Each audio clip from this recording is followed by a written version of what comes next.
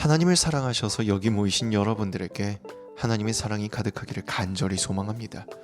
오늘 우리가 나눌 하나님 말씀은 아말렉과 이스라엘의 싸움에 대한 말씀입니다. 본디 그들은 전쟁할 능력이 없었습니다.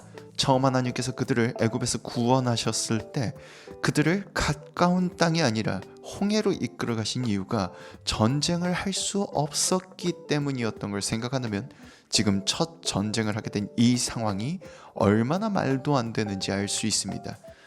13장 17절에 보면 바로가 백성을 보낸 후 블레셋 사람의 땅의 길은 가까울지라도 하나님이 그들을 그 길로 인도하지 아니하셨으니 이는 하나님이 말씀하시기를 이 백성이 전쟁을 하게 되면 마음을 돌이켜 애굽으로 돌아갈까 하셨음이라 라고 되어 있습니다.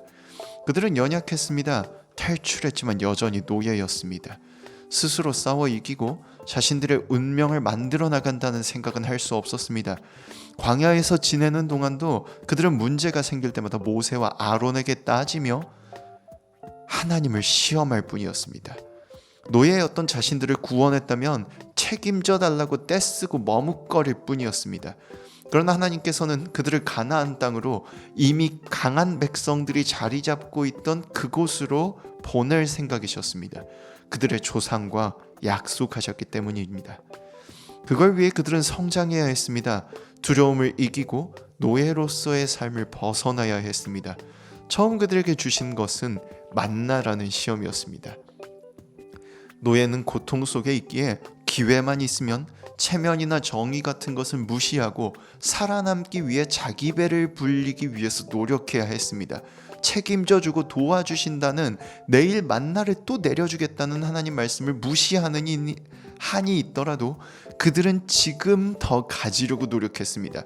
하나님께서 오래 참으시고 그들이 더 걷어간 것을 썩게 하고 벌레가 나게 하시면서 그들을 가르치셨습니다. 그들이 조금씩 변해갈 수 있도록 기다려주셨습니다. 이제 그들은 싸울 준비가 어느 정도 됐습니다. 모두가 싸울 수 있는 건 아니었지만 자신들의 삶을 바꾸기 위해 싸울 용기를 가진 사람들이 생겼습니다. 그러나 그것만으로는 부족했습니다. 그들에겐 제대로 된 무기도 없었고 싸우는 방법도 알지 못했기 때문입니다. 그리고 아직은 확신도 없었습니다. 그들에게 경험이 필요했습니다. 그리고 그들에게 확신이 필요했습니다. 고대의 전쟁은 신들 간의 싸움입니다.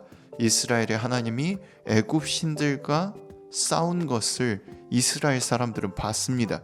그러나 광야에 살면서 그들은 자꾸만 여호와를 의심합니다. 그런 그들 앞에 아말렉이 나타났습니다. 모세는 확신했습니다. 우리는 이길 수 없을지라도 여호와는 이기실 수 있다고. 그는 용기를 가지고 있던 여호수아를 선택합니다. 그리고 여호수아에게 사람들을 선택해서 싸움을 준비하라고 명령합니다. 다음날 싸움이 시작되었고 여호수아와 선택받은 사람들은 용맹하게 싸웠습니다. 하지만 그들은 여전히 용기 외에는 가진 것이 없었습니다. 모세는 하나님을 의지하기로 했습니다. 믿고 손을 들고 하나님께서 여호수아와 백성들을 지켜주시며 그들이 싸움에 적응하고 이기는 그 순간까지 기도를 멈추지 않았습니다. 하지만 모세는 늙었고 하루 종일 그 모든 것을 견뎌내기에는 무리가 있었습니다. 아론과 홀이 모세의 마음을 알고 그의 기도를 도왔습니다. 그리고 그렇게 여호와께서 모세의 기도를 들으시고 이스라엘을 성장을 시키시며 아말렉과 싸워 이기게 하셨습니다. 사실 아말렉 입장에서는 침략해 들어온 다른 민족에게 땅을 빼앗기지 않으려는 숭고한 전쟁이었습니다만 안타깝게도 그들에게 다른 욕심이 있었습니다. 그들은 자신들의 신이 강하다는 것을 증명하고 싶어 했습니다. 애굽에서 탈출한 백성, 애굽의 신들을 이기고 노예를 구원한 히브리인의 하나님, 노예들의 하나님이지만 애굽 신들을 이긴 그 신을 이긴다면, 그 신이 구원한 백성들을 이긴다면 더 큰 확신을 가지고 주변을 장악해 나갈 수 있는 용기가 생길 것이기 때문입니다. 그러나 그들의 마음은 좌절되었고 이스라엘이 성장하는 걸음이 되었습니다.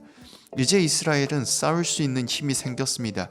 애굽에서만, 광야에서만 강한 신이 아니라 가나안에서도 함께 하시며 강력한 힘을 행사하시는 하나님을 알게 되었기 때문입니다.